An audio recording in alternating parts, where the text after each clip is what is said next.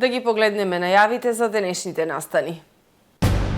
Започна судењето за тројцата гинеколози од Струшката болница за случајот Веапоска.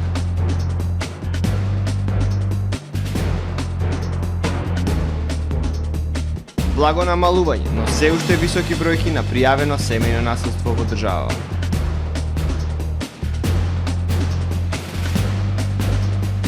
Општина Охрид ја подобрува наплатата на туристичката такса.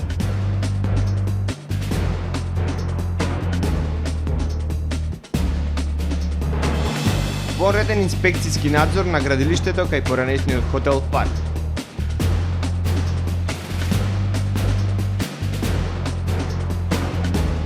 Новиот закон за работни односи предвидува повисоки казни за работодавачите. Со содржините на дневникот започнуваме по временската прогноза. Останете со нас.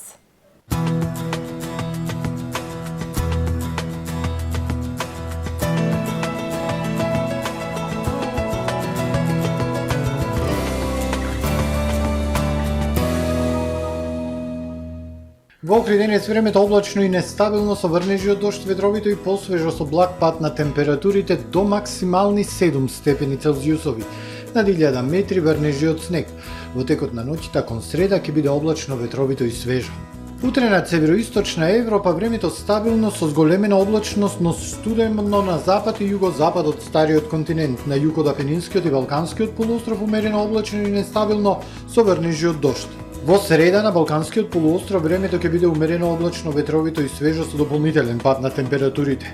Во југ и југозападните делови на Балканот нестабилно со слаби и локални врнежи од дожд, максималните дневни температури од 2 до 13 степени.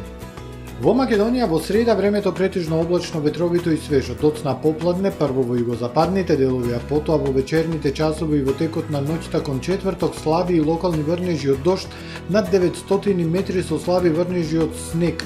Ке дува до умерен југоисточен ветар. Во западните и југозападните делови слаб источен ветар. Минималните температури од -3 до +6, максималните од 4 до 11 степени. Во Охрид во среда времето претежно облачно, ветровито и свежо, попладне и вечерта нестабилно со слаби врнежи од дожд, минималната 2, дневната 7. Во текот на ноќта кон четврток врнежи од дожд и снег. Во четврток умерено облачно и нестабилно време. Ке има врнежи од дожд и снег и ќе биде постудено со дополнителен пад на температурите, минималната 0, дневната само 4. Во петок не очекува облачно време. Ке има врнежи од снег и ниски температури, минималната -1, дневната 3. Во сабота умерено облачно време со повремени сончеви периоди и студено, минималната -4, дневната само 4 степени Целзиусови.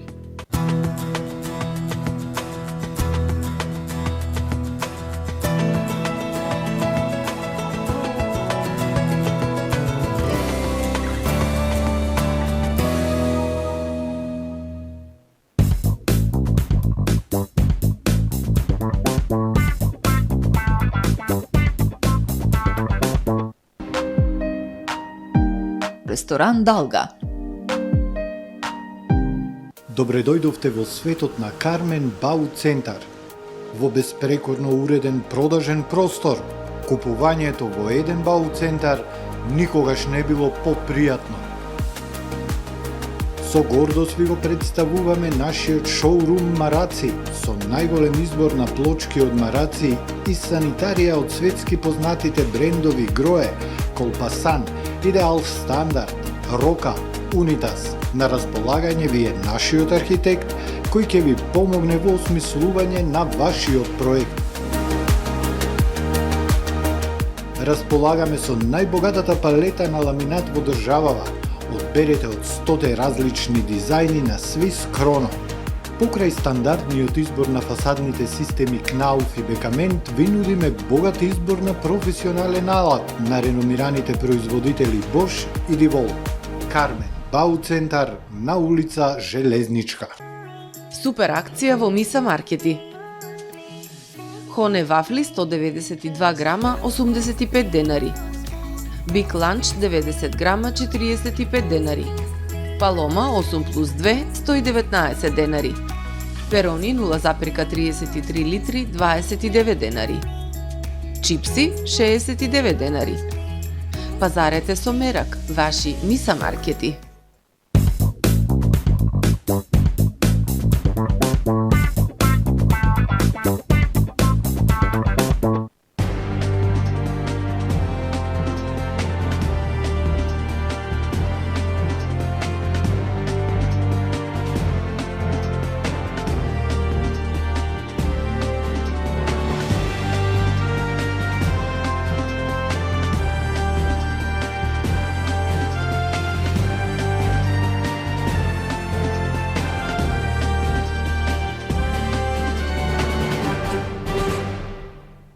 Добар ден, прво издание на Дневникот на ТВМ. По 7 месеци одложување, денес во Струшкиот суд започна судењето за родилката од Дебар, која при царски рез во болницата во Струга остана без 3 органи – бубрек, матка и јајник. Обвинителството ги товари тројцата гинеколози од Струшката болница за тешки дела по здравието на луѓето.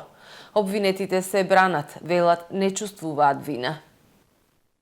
Со потресно сведоштво на родилката од Дебар која при царски рез изгуби 3 органи, денес во Струшкиот суд започна судскиот процес против тројцата лекари. Медицинската сестра Јилда Звеапоска низ солзи раскажуваше за целата голгота низ која минала во болницата во Струга, 14-дневната кома, неподносливите болки и повеќето оперативни зафати. Вели била на работ на смртта и молела за помош, а денес живее со трауми, без бубрек, матка и јајник. Многу ми е лошо, така да останеш без органи е нешто многу тешко и е многу тешко да се расправиш по овие судски врати со докторите што не ја признаваат вината. Тројцата лекари од Струшката болница кои што се товараат за тешки дела против здравието на луѓето не сакаат да зборуваат пред медиумите. На судското рочиште докторите Мухамед Асани, неговиот син Блертон Асани и Лилјана Јовановска кажаа дека не чувствуваат никаква вина. Поранишниот директор на болницата ги обвини медиумите за некоректно известување. Не. Кратко само. Никаква изјава за вас, пошто не сте бидени коректни. Според обвинението, лекарите при царскиот рез ја оштетиле левата бубрежна артерија на Веаповска, но не презеле мерки, само и давале терапија, при што таа паднала во шокова состојба и повторно ја оперирале. Тогаш ја отстраниле матката и левиот јајник кои не биле повредени. Крварењето не застанало, а со втор зафат откриле дека е оштетена артеријата и настанало тешко нарушување на здравието и бил отстранет левиот бубрек. На крајот во критична состојба била префрлена на Карил во Скопје. Следното судско рочиште е закажано за 10 март. 4,3% намалување на бројот на евидентирани жртви на семејно насилство е забележано во државава во 2022 година во однос на претходната. Но бројките се уште се високи, а жените се најчести жртви. Најмногу се пријавува психолошкото и физичкото насилство. Исто така големи се бројките на побарани и изречени привремени мерки за заштита од семејно насилство. Благо намалување на бројот на евидентирани жртви на семејно насилство. За 4,3% помал бројот на пријавено насилство во домот во 2022 година во однос на претходната на територија на целата држава. Но бројките се уште високи, така според податоците на 30 центри за социјални работи во Македонија, најголемиот број од евидентираните жртви се жени, додека најголемиот број од пријавените сторители се мажи, изјави денеска Јованка Тренчевска, министерка за труд и социјална политика. Споредбено со 2021 година, кога имавме евидентирано 1608 жртви, имаме намалување на бројот на ново евидентирани жртви на семејно насилство за 4,3%. Во 2022 година имаме евидентирано нови 1543 жртви, од кои жени се 1074, мажи се 252 лица и имаме 227 деца. Имаме вкупно 1382 сторители, од кои што најголем дел се мажи, односно 1268 сторители мажи и 114 како сторители се јавуваат жени. Најголем дел од жртвите пријавиле психолошко насилство, 1051. 846 физичко насилство, 6 сексуално и 25 се жртви на економско насилство.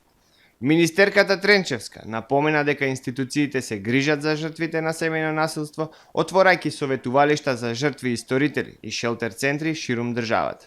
Од страна на центрите за социјална работа до граѓанските судови се поднесени 2095 барања за привремени мерки за заштита на жртвите на насилство, а од страна на граѓанските судови се изречени 1823 привремени мерки за заштита. Во сите плански региони имаме отворени советувалишта за жртви на насилство, имаме отворено советувалишта за насилници и имаме отворено шелтер центри за сместување на жртви на насилство. Во 2022 година имаме 83 жртви кои што се сместени во шелтер центри во државата. Најголемиот број ново евидентирани жртви ги има во Скопскиот регион 530 и Пелагонискиот регион 241 жртва, а најмалку во Североисточниот регион 60 ново евидентирани жртви во текот на 2022 година. Општина Охрид ја подобрила наплатата на туристичката такса минатата година. Инкасираната сума полека се доближува до износот уплатен во предпандемискиот период. Прикривање на туристичка такса имало и ке има заради ограничените законски механизми, велат од Оделението за туризам и локален економски развој. Во Охридската општинска каса инкасирани близу 18 милиони денари туристичка такса во 2022 година. Износот покажува тенденција на зголемување на уплатите по овој основ во споредба со изминатите 2 години и стабилизација на приходот од туристичката такса после пандемискиот период, вели Гјоко Апостолов од Лер Охрид. Во предпандемискиот период имавме наплата од 21 до 22 милиони денари. Во 2022 година наплатата достигна сума од над 17 милиони денари, со што полека се враќаме на нивото на наплата од пред пандемијата, вели Апостолов. Ако гледаме по категории, и тука се враќаме во предходната состојба, односно 15,5 милиони наплатени од страна на хотелите и околу 2 милиони наплатени од страна на приватните станоиздавачи. Во секој случај, ако споредиме со 2021 година, значи имаме зголемување, меѓутоа повторно ќе речам, не сметам дека тоа е податок кој што треба да се зема во предвид во однос на компарирањето.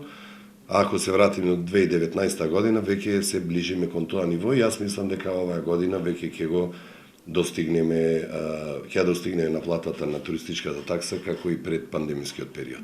Во општинскиот регистар се запишани околу 2500 приватни станоиздавачи кои имаат 3 годишни решенија за обавување на туристичка дејност.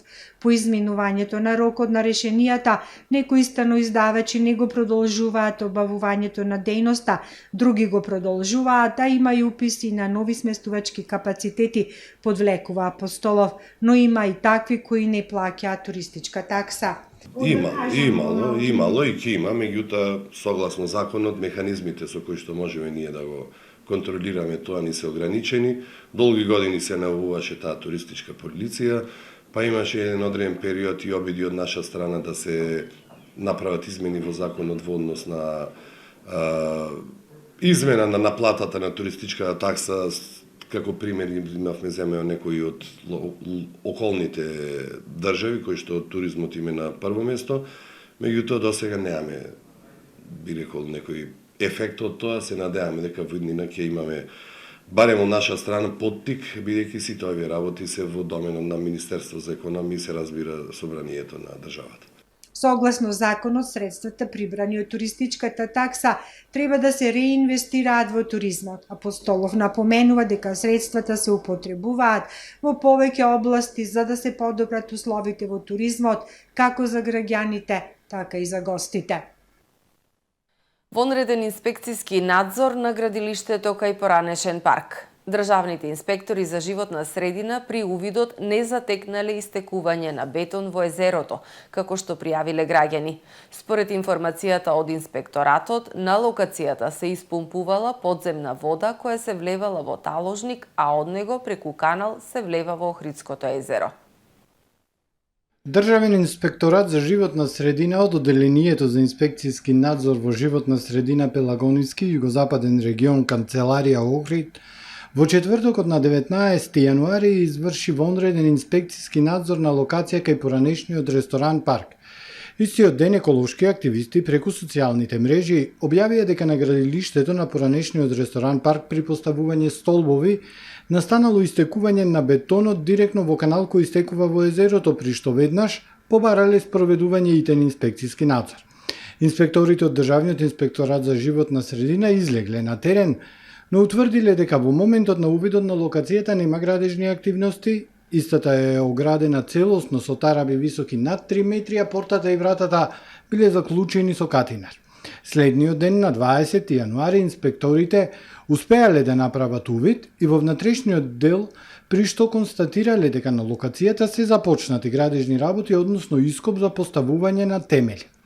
Од дното на ископот се испумпуваше подземна вода која се вливаше во таложник и од него преку канал во Охридското езеро. На локацијата на неколку места имаше ископано сива глина од ископот за поставување на темели. На лице место немаше градежни активности, информира од инспекторатот. При увидот на инспекторите им бил приложен елаборат за заштита на животната средина за изведба на објекти решение од страна на Министерството за животна средина и просторно планирање за одобрување на елаборатот. Во тој елаборат, според соопштението од инспекторатот, опишано е дека отпадните води од ископот можат да бидат загадени само со механички примеси од земја и песок кои по таложењето го добиваат квалитетот на езерската вода и преку таложник се испуштаат во езерото. При увидот беше приложен и елаборат за заштита на животната средина за основен проект за измени во тек на градба за ресторан-хотел на градежната парцела со катност подрум, приземје плюс 3 ката и поткровје од Ремис Охрид, изработен во 2022 и доставен на одобрување на 17 февруари 2022 година. Стоим во информацијата од Државниот инспекторат за животна средина. Поскапување на надоместокот за закотвување глисери и јахти во студенчишкиот канал, измени на цената за паркинг во премиум зоната и на периодот за зимска и летна наплата за користење јавен паркинг, предлага јавното предпријатие Билјанини извори. Крајниот збор ќе го имаат градските советници. Во понеделник, Советот на Општина Охрид ќе одлучува за измена на одлуките за цените за користење на спортските објекти и паркинг просторите со кои стопанисува јавното предпријатие Билјанини извори. Одлуката за дополнување и измена на одлуката за утврдување на цените е донесена од управниот одбор на јавното предпријатие и за истата да стапи на сила ќе треба позитивно да се изјасни мнозинството во Советот. Од Билјанини извори како неизин предлагач денеска ја објавија за јавноста содржината на одлуката како и објаснување за потребата која ги навела на ваков чекор. Измените се однесуваат на јавниот паркинг во премиум зоната, време траењето на периодот за летна и зимска наплата, како и измени на додоместокот за користење на сидриштето за паркирање на пловни објекти. Имено, паркинг за 1 час во премиум зоната, зимска наплата од 60 денари се намалува за 50% и ќе изнесува 30 денари за 1 час. Се предлага измена на летен и зимски период на наплата, односно предлог одлуката го изедначува време траењето на двата периоди, па така летниот период за наплата ќе е од 1 април до 30 септември, додека зимскиот период од 1 октомври до 31 март. Се предлага зголемување на месечниот и годишниот надоместок за користење на сидриште само на луксузните пловни објекти, глисери и јахти, а за кајчиња и катамарани надоместокот останува ист. Од јавното предпријатие Билјанини извори посочуваат дека покрај предизвиците со кои се соочува предпријатието поради енергетската и економската криза, услугите кои најмногу ги засегнуваат охриѓани, месечен паркинг билет, дневен паркинг билет, користење на спортската сала, користење на градскиот базен, надоместок за сидриште за кајчиња и катамарани, остануваат исти. Менаџментот на јавното предпријатие предлог измените ќе треба подетално да ги образложи пред градските советници. Одлуката да ја информираат јавноста со содржината на предлогот е во насока на транспарентен и коректен однос кон граѓаните, велат од предпријатието. Новиот предлог закон за работни односи предвидува поекспедитивни казнени одредби за работодавачите преку намалување на опомените. Исто така, новата нацрт верзија предвидува и измени во склучувањето на договорите за определено време, кои сега нема да може да траат повеќе од 2 години и нема да може за ист работник повеќе од 3 пати да се подпишува анекс на тие договори. Се подготвува нов закон за работни односи. Нацрт верзијата Деновиве ја минува фазата на јавните расправи. Новите законски одредби предвидуваат поригорозна казнена политика кон работодавачите за непочитување на работничките права, нотира ресорната министерка Јованка Тренческа. Законот за работни односи е основен закон со кој се уредуваат базичните права за работен однос. Таа посочи дека со овој документ се поставува баланс во односите меѓу договорните страни. Со оглед дека пристапот кон непочитувањето беше превентивен, да ги научиме работодавачите да го почитуваат законот и таму каде што превенцијата не дава резултат, одиме со казни, но анализите на Државниот трудов инспекторат покажаа дека кај опомените не може опомена да се даде за дело кое што е тешка повреда на правото од работен однос. И во делот на жалбите до второстепена комисија се случува да често, пошто работодавачот има право и на решението кој што ќе му го даде инспекторот за опомена да поднесе жалба и на решението кој ќе му го даде за исто дело за по наредба да има жалба. Се случуваше да за исто право второстепена комисија одлучува различно. Министерката за труд и социјала објасни дека со цел ваквите појави да се отстранат и да се овозможи поголема заштита на правата на работниците, во новиот предлог закон имаме дистинкција на полесни и потешки прекршувања на законот. Опомените, вели Тренческа, ќе се даваат за многу мал дел од прекршувањата на новиот закон за работни односи, како на пример чување на договорот за работа во седиштето на работодавачот. Но за се она што значи непочитување на евиденција на работно време, неисплаќање на додатоци, одиме директно со наредба и со прекршочна глоба. Новиот предлог закон предвидува и измени во склучувањето на договорите за определено време, кои нема повеќе да може да траат од 2 години и нема да може за ист работник повеќе од 3 пати да се подпишува анекс на тие договори, доколку после истекот на 2 години работодавачот има потреба од работникот, должен е работниот однос да го трансформира од на определено во неопределено време.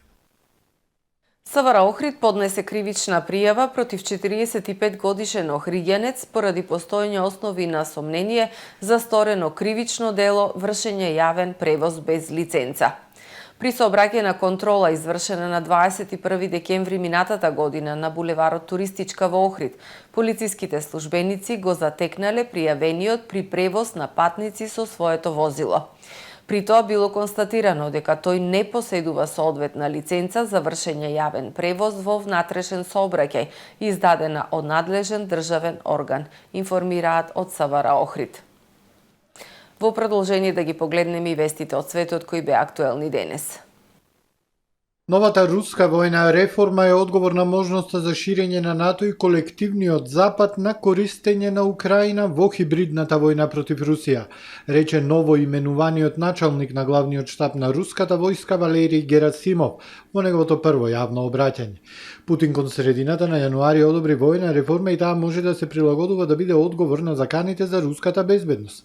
Финска и Шведска минатата година поднесоа барање за членство во НАТО по руската инвазија на Украина. Според новиот воен план на Москва, еден корпус ќе биде пратен во Карелија, република на северозападна Русија на границата со Финска, со 2 дистрикта, Москва и Ленинград, кои постоеле и пред 2010 година, кои споени станаа дел на западниот воен дистрикт во Украина, ќе пратат пак уште 3 моторизирани дивизии кои ќе бидат дел од комбинираните воени формации во регионите Херсон и Запорожје. Нови 7 лица се убиени во престрелки на 2 различни локации во крајбрежниот град Half Moon Bay во Северна Калифорнија, а делото се чини дека го извршило истото лице кое било приведено, соопштија локалните власти. Градот Half Moon Bay се наоѓа на 50 км јужно од Сан Франциско. Полицајците кои одговорија на повикот на првата локација пронајдоа 4 мртви и едно рането лице, а потоа пронајдоа уште 3 мртви лица на втора локација во близина, изјави шерифот на округот. Двете локации на кои се случија нападите се фарми, а како што објави Сан Франциско Хроникол, една од нив е фарма со печурки. Осомничениот за престрелката излегол и бил соборен на земја. Набрзо на местото на настанот пристигнале уште вооружени полицајци во униформи, а во автомобилот на осомничениот е пронајдено оружје. Грција ги засилува контролите на границите со Турција во обид да ги спречи влезот на илегалните мигранти. Само во изминатата година 260.000 илегални мигранти биле спречени да се обидат да ја преминат границата на земјата која, како што посебно се нагласува, и европска гранична линија. На Атина се уште е потребна поддршка од своите европски партнери како преку соработка на граничните служби, така и преку првична поделба на должностите во решавањето на проблемот со илегалната миграција. Можноста уште еднаш да се покрене ова прашање која мачи Грција и кој полека се решава беше заедничката посета на амбасадорите на 28 земји на ЕУ, Швајцарија и Велика Британија на границата со Турција, каде особено покрај реката Марица се поставува висока ограда од грчка страна 5 метри. Станува збор за дел на граница каде покрај реката во должина од 27 км веќе е подигната, а наскоро ќе бидат завршени уште 35 км ограда. Широко користените антидепресиви предизвикуваат емоционално отупување според истражување кое нуди нови сознанија за тоа како лековите може да делуваат и нивните потенцијални несакани ефекти. Истражувањето, спроведено на волонтери во тек на 3 недели, покажа дека отупувачките негативни емоции може да бидат дел од начинот на кој лековите им помагаат на луѓето да се опорават од депресија. Но исто така, може да се разјасни и вообичаен несакан ефект. Овие лекови одземаат дел од емоционалната болка која ја чувствуваат луѓето со депресијата, но за жал се чини дека одземаат и дел од уживањето, вели професорката Барбара Сахакијан од Универзитетот во Кембридж, еден од авторите на студијата. Некои луѓе кои ги земаат овие лекови велат дека се чувствуваат емоционално тупи или дека повеќе не уживаат во нештата. Една студија сугерира дека тоа се однесува на меѓу 40 до 60% од оние кои ги земаат овие лекови. Почитувани гледачи, ова е се во првиот дневник на ТВМ. Ви благодарам за довербата. Пријатно.